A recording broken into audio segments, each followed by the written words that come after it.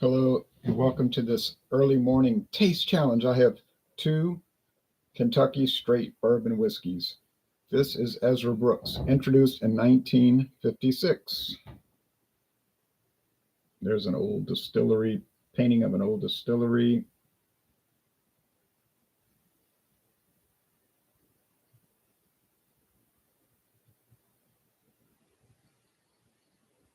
Sour mash. This is an old bottle, and I think I was able to figure out that it's from 2015. And I bought this in Metairie, Louisiana.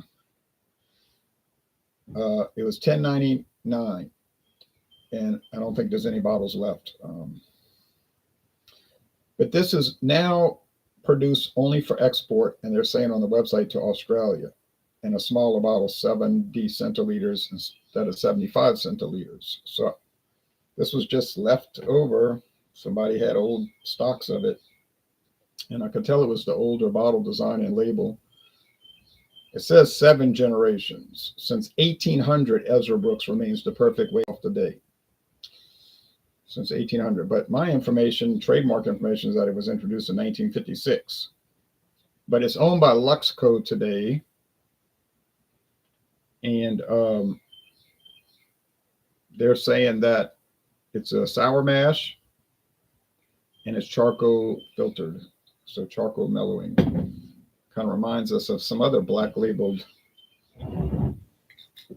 80 proof product, does it not? Okay. I'm doing this because I actually skipped over it. During the summer, I was doing bourbon taste challenges, and I forgot to do this one. I didn't skip over this. I forgot to put Ezra Brooks up against very Old Barton 86 proof. There's different proofs of very Old Barton. There's 80 proof, the standard, with the red label or maroon label. Then there's the 86 proof green label, and there's I know there's a white label 100 proof. I don't know about 90. They used to have a website for it, but it's no longer listed. The nickname of this product is VOB, very Old Barton. They don't say it's sour mash. They just say it's Kentucky straight. And it's bottled by Barton Distilling Company, Frankfort, Kentucky. Well, Barton is in Bardstown. I get the impression that they're producing this at Bardstown at the Barton Barton 1792 distillery, and for some reason they're sending it up the highway to have it bottled at Buffalo Trace. It is a standard Buffalo Trace bottle. This is the bottle they used to put Weller in. Weller used to be in these bottles. They use these for some of their blended whiskeys, and they use it for 2 Stars bourbon, which I don't see anymore, and they use it for Hartley brandy. So it's one of their standard bottles, sort of like more like a cognac bottle, really.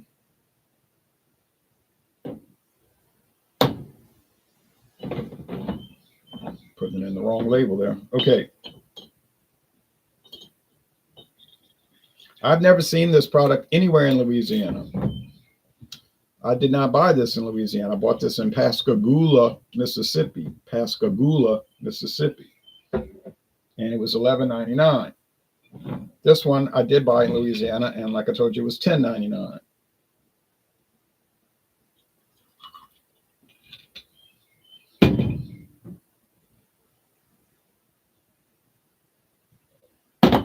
Perfectly eaten. That doesn't happen too much.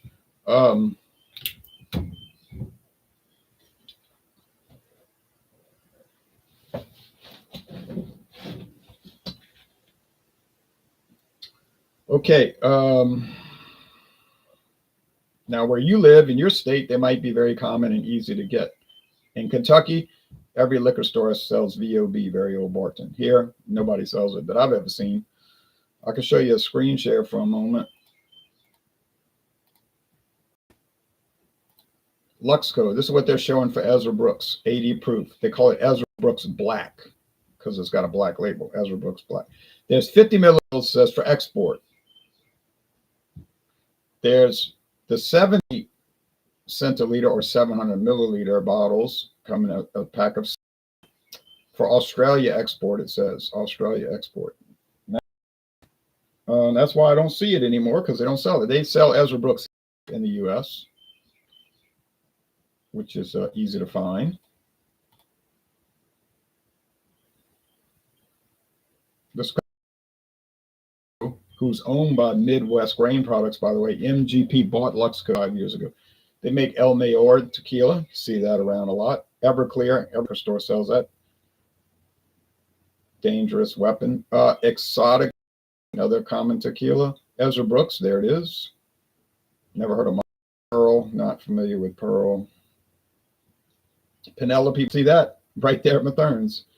And the price is not so nice. It's kind of like well known. There's Rebel or Rebel Yell, more properly. But anyway, that's the current bottle. Oh yeah, it's 99 proof, not 86 proof. That's right. They went straight to 9. They went from 80. That's right. They went from 80 to 86 and 9. They've done the opposite of the other mainline bourbon companies. Whereas all the other mainline bourbon companies went from 90 down to 80. For example, Jack Daniels. And I think Jim Beam was 86 and it's to 8. Ezra Brooks is going in the last 10 years, 80 to 86 to the new 99. Guess they're trying to find their place. It's not really that popular of a brand. They're trying to get a little more sales action going, obviously. Let's see, the temperature right now outside is 65 degrees.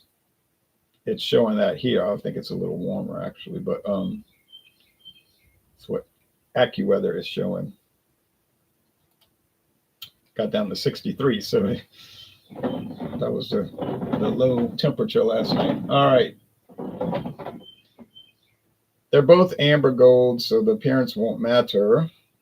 This one's getting cloudy, so it must be the very Old Barton. I noticed one thing about Sazerac whiskeys, whether it's from Buffalo Trace, Glenmore, Barton 1792 Distillery, or even New Orleans, the tiny distillery, they all get cloudy as you get lower in the bottle. Buy it, it's crystal clear. You get lower and lower in the bottle, it gets cloudy. I can't explain that. I'm not a scientist.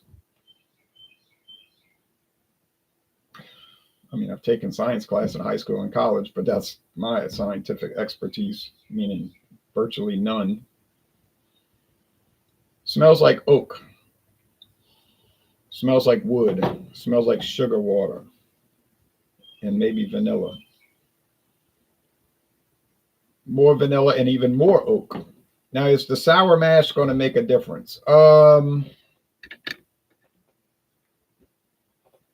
This lamp is a little crooked.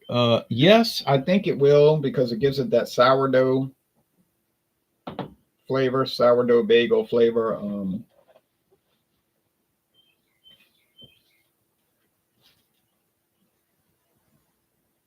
There's a Greek writer. He writes articles about politics, usually in culture and politics. He calls the New York Times the Bagel Times. The Bagel Times. I'm talking about sourdough bagels. Okay, they both smell nice. This chair is falling apart. I gotta get a new one. So, big difference between the two? I would say minimal. So far, I don't know. I don't know. Taste time.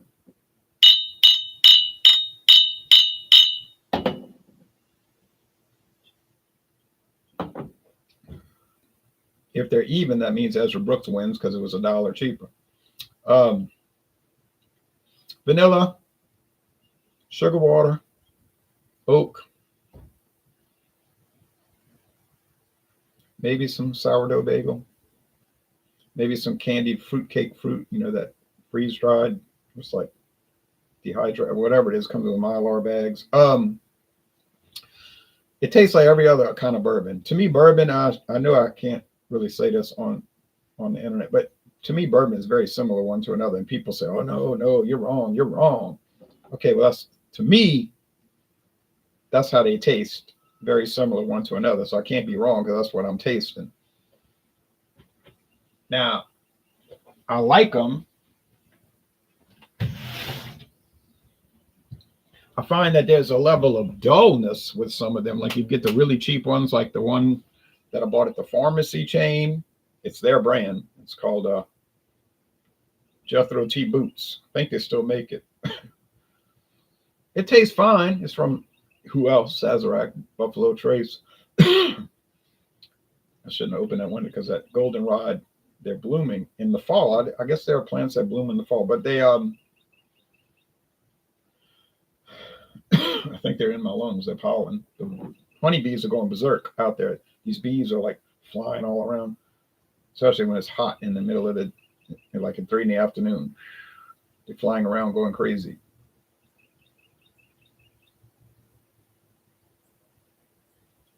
Because this is the time of the year when the flowers aren't out, but we have some blooming, those purple flowers, whatever it's called. Somebody said morning glories.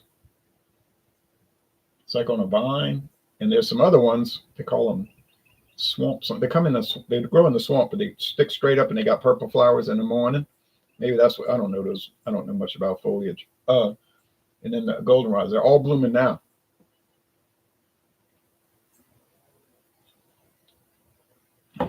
But those cheaper ones, it'd just be like a level of blandness. They don't taste bad. Jim Beam, I challenge anybody that say it tastes bad. You know, some of these liquor websites, I was ranting about that early this morning before dawn. They want to say everything is bad. You know, it's bad, it's bad. And I'm saying it's not bad, it's just bland, you know. So now I have a few that are bad. I'll say that. Those are Scotch. But not even a few, only two. Only two. These are very similar. Sugar water, vanilla, oak. The fruitcake fruit. Now the taste, can I tell sour mash from non-sour mash? Because you know, if it was sour mash, you'd be putting it on a label. They always try to tout that.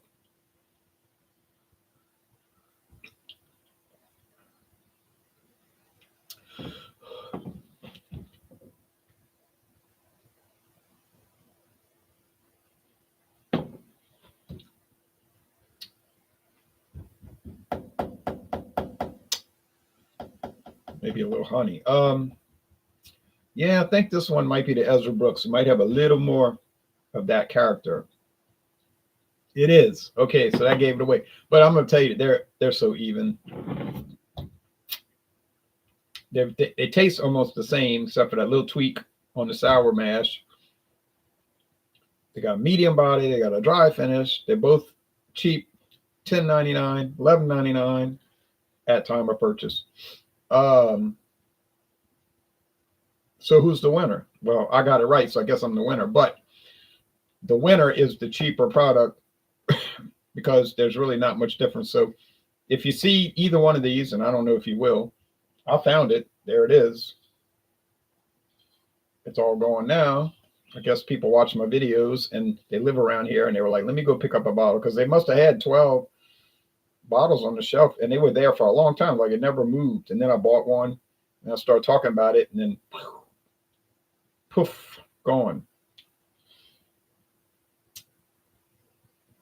I'm not saying, oh, I'm an influencer. I'm just saying that's what happened. That's literally what happened. But and my friend David went to buy it and it was gone. He said, you had to keep talking about it, didn't you? I said, well, I didn't have to talk about it, but I wanted to. I mean, he had an opportunity to buy it for months before I ever started talking about it. And he didn't get it. He ain't missing much, you know. I mean, it's just regular. Like big deal. Like, wow, I'm amazed. It's bourbon. It tastes like regular bourbon. Meaning it's very good. It's excellent. Most American bourbons are, at least at the worst case scenario, a B. A B. Good. And that's the worst case.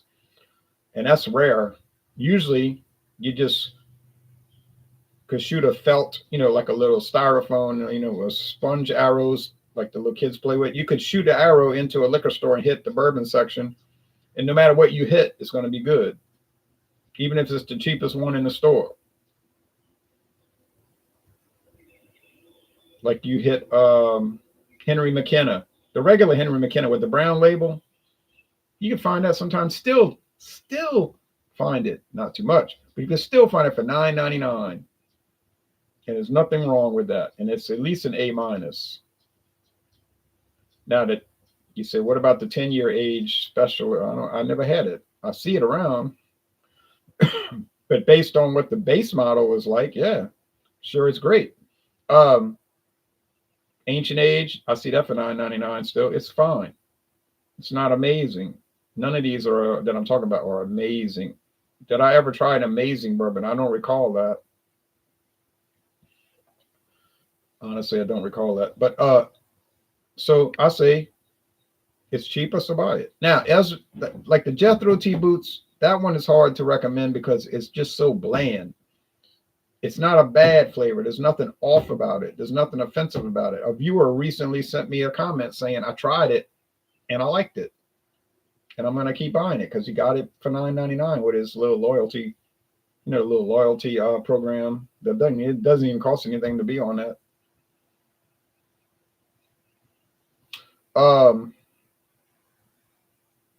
So do they use these low-end bourbons? Even the Winn-Dixie bourbon is good. I mean, it's a B, it's not too good, but and I think it's sometimes on discount for $15.99 for a handle. $15.99 for a handle. Now, you get these barbecue sauce with bourbon, soup with bourbon, chili with bourbon. I see it at the store all the time. And you read the label, it contains bourbon in it. The soup will contain bourbon, but it just says bourbon. Now, common sense will tell you that it's not going to be Old Fitzgerald special edition, $75 bottle. It's probably these very cheap brands. And bourbon, it doesn't ever say straight bourbon. If you ever read the labels of that barbecue sauce and the marinade and the soup and the chili, it says bourbon, but it never says straight bourbon. It just says bourbon. You know how long bourbon has to be aged? Anyone want to guess? What's the minimum aging requirement for bourbon? If you find out that bit of information, then you can understand why the soup is still $2.50 a can, or the chili is $3, whatever. I don't know. I think even Walmart got great value bourbon enhanced products. That's a very common product. So, but does anyone know? Now, I know some people are cheaters and they're going to go look it up. Then they're going to act like they knew. Oh, I knew. Yeah, because you looked it up. I mean, do you know just off your own knowledge how long bourbon has to be aged? But that's the reason they can put it in there so cheap. But anyway, these have no age statement. So I know they're at least 4 years old. We know that law. If a bourbon has no age statement on it, it must be at least 4 years old. And these are at least 4 years old and probably not a second longer. They probably hit 4 years. Ding, bell goes off. They bottle it. Or maybe charcoal mellow it and then bottle it. It depends on the company. Some drip it through charcoal before they age it, and some do it after they age it. And they'll both companies will claim, oh, that's the better way. You know what I mean? Like George Dickel, charcoal mellowing. They'll say chill filtering is the best way. Well, yeah, of course they're the ones who pioneered that. But most of the other liquor companies, they're not going to say chill filtering is the best way. But that's what Dickel said. But you heard the news back last month, George Dickel suspended operations.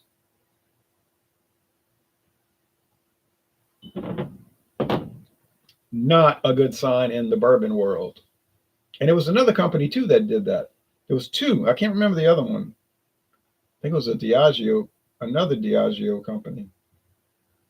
They didn't go out of business. They just stopped producing anything. And they had like 71 people lost their jobs for the shutdown, so to speak.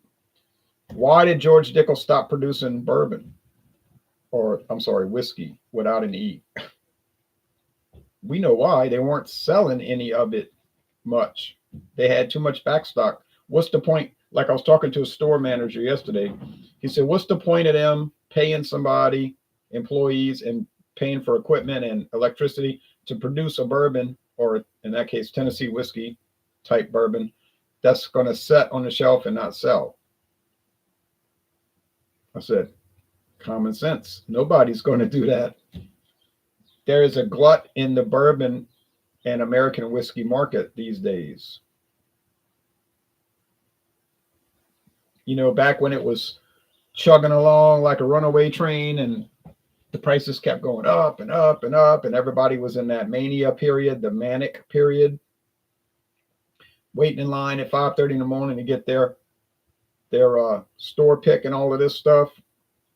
I was thinking, I said, watch it, it's going to crash. I said, because people are going to get tired of it. It's so expensive, and they just get tired of, like, you just get tired of stuff. You know, it's like, I don't really want to wear parachute pants anymore, you know, it's, or whatever it is, or have a mood ring or something. So they say, oh, I guess I'll just buy Jack Daniels again. And then it can go off the rails fast too. It doesn't go off the rails. It's not like sometimes it's not like a slow decline. It's like an abrupt decline. It'll be like on fire in January and in the dump in February. That's how fast these things can just crash. Ask the Cabbage Patch Kids. So does it affect me? It doesn't affect me at all, except in a good way, because I can get the stuff cheaper. You know, now they got to start super discounting it, and they stuck on a glut.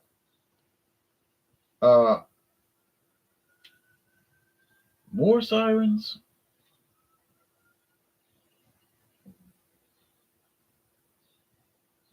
Somebody was telling me yesterday, man, I heard they've been having a lot of wrecks on that highway.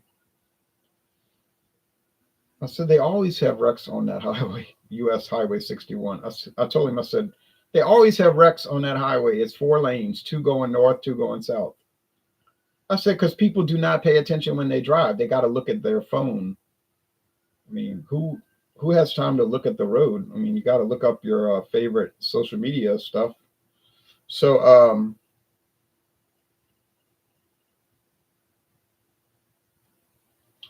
that's why I hear sirens all day long. Okay, anyway, but there's a hospital close to here too. The emergency room is right there. So it could be people getting, you know, heart attack, getting hurt, working in the yard and stuff like that. But I think a lot of it is wrecks. But anyway, the winner here, final story. The winner is by default Ezra Brooks. Is it a better product than very Old Barton? No way. But then again, it's not a worse product. It's even. You get it? You hear what I'm trying to tell you about these bourbons? Even. So it wins by price because I paid $1 less. When the craft beer thing started to crash, I was not upset. I was not catching a hissy fit about it. Because I said 10 years ago, 11 years, actually I said 11 years ago, the thing was going to crash. And people told me I was being negative. I said, okay. I might be, I mean, yeah, I was being negative because I see a negative event about to occur. But they say, no, mania, it's going to last forever, ever. They ain't saying that now. And then with the bourbon thing, I said it's going to crash. No, mania. It's like an out of control train. It's unstoppable, an unstoppable perpetual motion. They ain't saying that now. And it's like in the crash. We're like during this is October 2025. This is during the crash. The crash has not hit the bottom. So once again, it's not my problem. It's like they're not going to stop making craft beer. You get these clickbait articles on the internet. Is craft beer dead? You know, it's so stupid, you know. Is craft beer dead? Or that now the articles, is bourbon dead? And then people will click on it and actually read it. And it's a joke. But you could say damaged. Now it's in the depression stage. Manic and then depression. Manic and then depression. So craft beer went from manic to depression.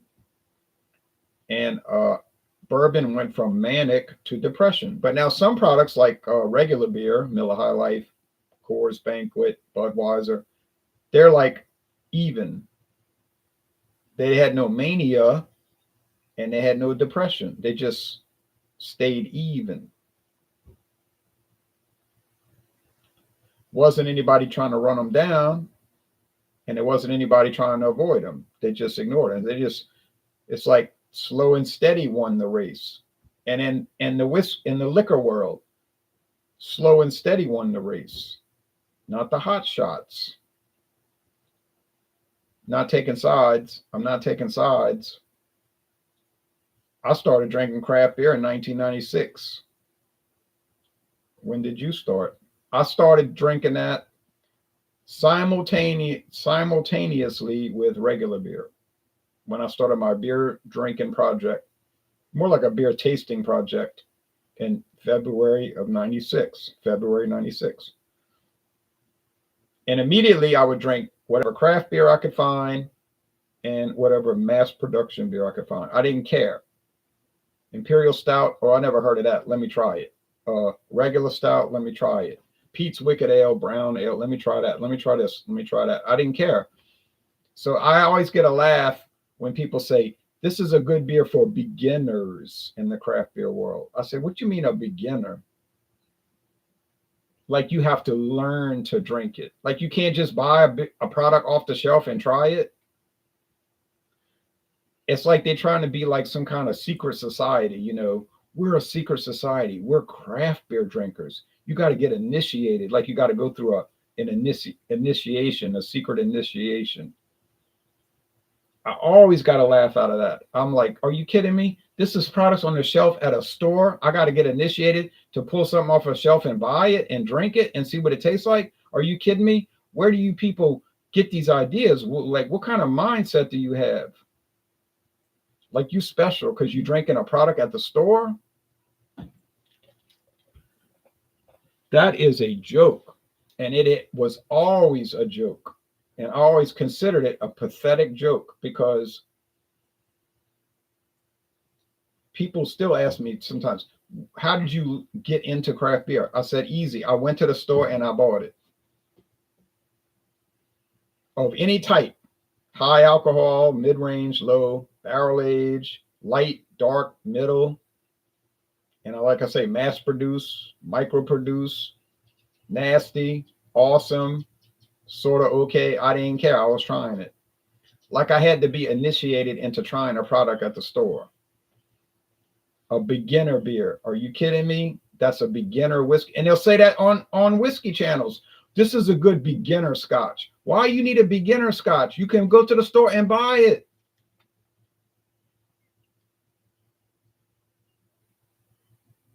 You are not special because you made a video on YouTube about scotch. Anybody can buy it. A person who has never tried scotch in their life can pick the most smokiest scotch, you know, the most intense smoky scotch and try it. And maybe they'll like it. And they probably will like it. Like it just grinds me when they say, this is a good starter scotch. What are you talking about? Are you crazy? All right. Well, thanks for watching. And now I can go to the brandy. Oh, I better go get a starter brandy. No, I'm gonna go to the brandy and hopefully I don't keep overlooking I always overlook very Old Barton because I got it in a different cabinet and I forget about it. And when I was going to that cabinet this morning, I was like, I bet you I forgot. So I checked my records, my archives, and I'm like, yep, you forgot to do it. So I had to go backtrack. But I always like to try bourbon, you know, so it's never like a penalty. Okay. Thank you. And on to brandy, on to cognac, on to cognac brandy, on to brandy, on to cognac, on to brandy, on to cognac, on to cognac, on to brandy.